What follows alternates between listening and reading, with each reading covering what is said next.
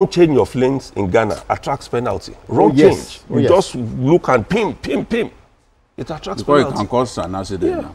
Of course, that is why people break the law. Even when you tell them, they will abuse you. Exactly. Oh yes, you know, to abuse people. That's why I like when you go to Ghana, on the airport, they are warning you not to insult the immigration staff. The warning is that they will not tolerate it.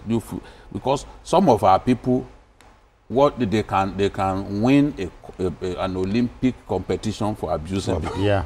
They are just, the next moment they want to abuse. You will see clearly people who have got no form of training, or they were trained and they refuse to accept training. So we need to do something about the way our traffic laws are disobeyed. Okay. People must stay in their lanes. People must stay in their lanes. But I know that bad drivers could never influence people like me. Like us, I should say. Okay, then, to our next story. You know, the dastardly and gruesome murder of a traveling party of hunters at Udune Efandion, I hope I got that right, Efandion community in Esan North Local Government area of Edo State, even if in unclear circumstances, could never go unnoticed. Not only are northern governors miffed, Mr. President is himself scandalized and has ordered a manhunt of killers. Happily, though, the Edo State Police Command, I should say, the command spokesman, Moses Yamu, has announced the arrest of no less than 14 suspects. The 16 killed hunters were said to be on their way to Rivers when they were reportedly intercepted by the irate mob who mistook them for kidnappers, Dotun. Can you imagine that? Ah, well, when I read the story, the first thing I was particular about was how the government was going to be able to manage the fallout, especially reprisal. That's the Edo government? Yes, even the federal government. Okay. Because it has gone beyond the Edo government now. When you see the deluge of responses and calls and all the rest, it was massive, you know, leaving one part of the country to go to the northern part. I mean, the southern, which is Rivers, to go to the northern part to celebrate the end of Ramadan. They were going home, and that was just it. Number one was the mob action. It is not permissible, no matter the situation. And it wasn't as if when they were arrested, they fought back. It was the fact that we don't believe you, that you are truly going to celebrate the Eid al-Fitr. That was just what happened. We don't believe you. So if you don't believe certain people for what they claimed or where they claim they are going, the next thing should not be killing them. It is taking them to the police. Handing them over to any of the security agencies around. Because where you don't, even if it's a police post, it must be in that community. NSCDC will be there. And other layers of security. You should have handed them over. Let us even assume they are kidnappers like you have said. That is one side, and that's why I like the response of the president.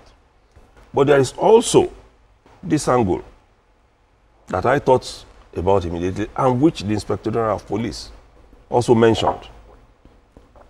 No law allows you to take arms and ammunition from one point to another. You are not even supposed to be in possession. So the thing is a two-way street. Two-way.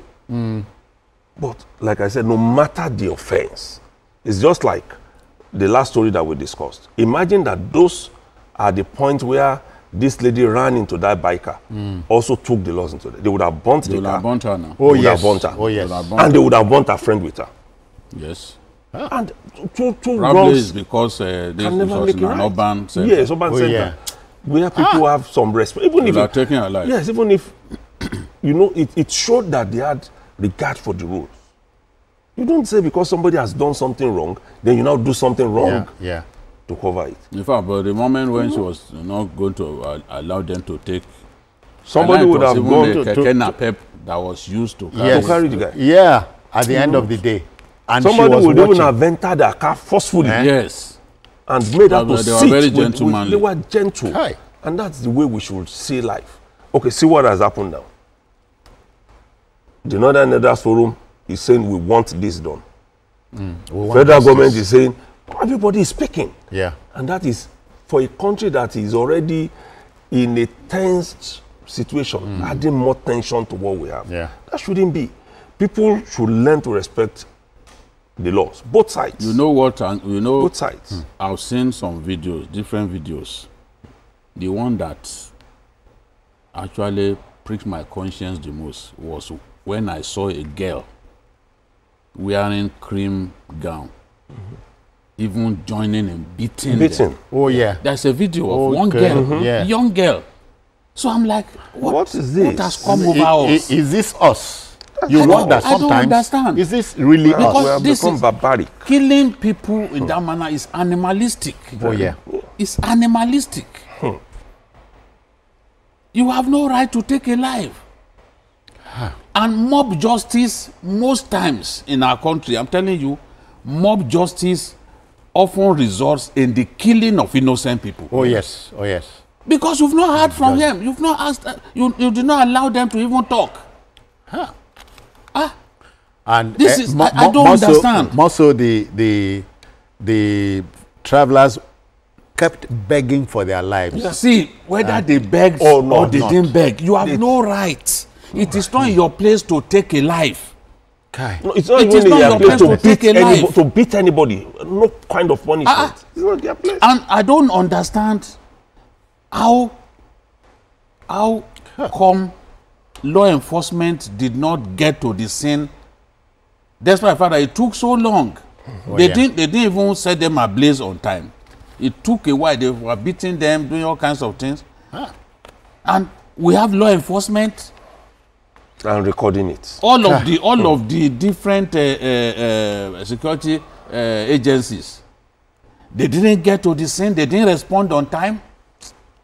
How many times are we going to allow this to happen? That a situation that security agents could easily douse, could put to an end. That's it. We will not see them. As if they were told to stay away. I mean, because they could have gone there to check. I've seen people who are trying to do this kind of mob justice. Yeah. And police descended on the scene. Okay. Or soldiers descended on the scene and dispersed everybody. Yeah. And took the people who were apprehended to the police station. That is how it is done. In decent societies, you do not implement 13th century justice system. No, now. So I don't. They said they must arrest everybody involved. Yeah, that's it. And justice must be served. Yeah. The media also should be invited to cover the arrest, the trial, the arraignment of these people. You can't take a life just because you suspected that somebody. Okay, look at Alufo. Look at Alufo. For instance, those boys, that was they were all under 20 years, university students, and somebody was owing them money. The person owing them money lied against them, accused them of theft. Then they went, got hold of these people, and set them ablaze. These are children from middle class parentage.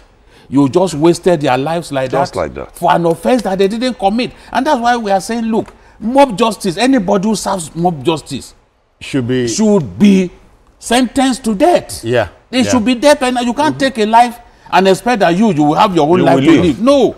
This is uncalled for. If people in the north, just listen to me first. If people in the north now begin to kill people, we will say they are bad. We will say House of Fulani people have started again. But this is provocative. It's provocative. And we want Nigerians to live happily together.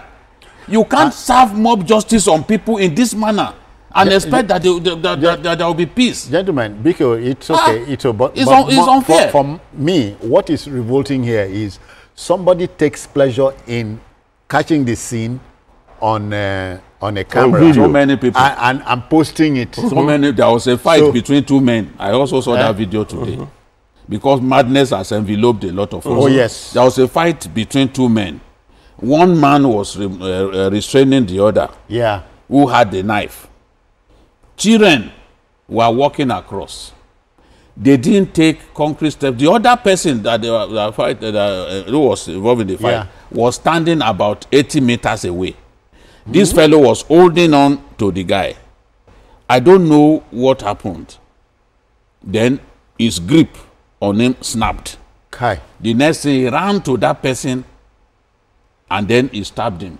Meters away. He stabbed him. He ran to go and meet the guy who was staying some meters away. He went there, stabbed him on the neck and different places, and within minutes, the guy was gone. So they filmed it. They were filming him stabbing. From the second to the last. They were filming as he grabbed, as he got, as he snapped from the grip of the person who was trying to be a peacemaker. They showed him running to go and confront that person. They showed him stabbing the guy. The guy fell into a gutter. He was still stabbing. And people were there. You couldn't stop. You couldn't stop a man from taking a life. All right. Okay. Instead, you were recording. Sorry. I mean, it's like the animal in a lot of us is coming out, and it shouldn't be the case. Animal in human skin. Okay, this is where we take a breather, dear viewer. We'll go on a commercial break. We should be back shortly, but please stay with us. Thank you.